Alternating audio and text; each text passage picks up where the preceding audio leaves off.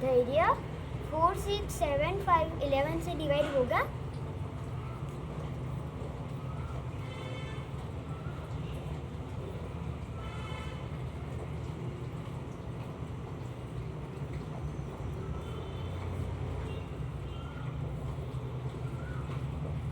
हाँ होगा।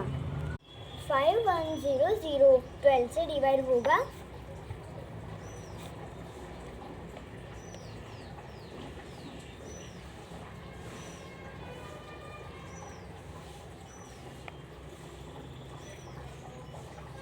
हाँ होगा।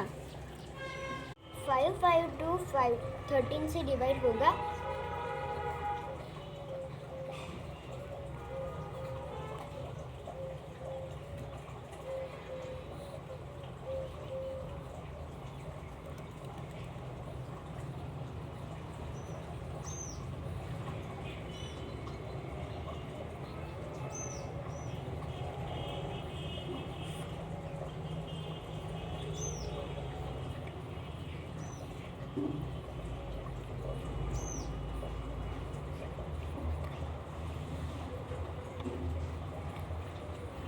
हाँ होगा।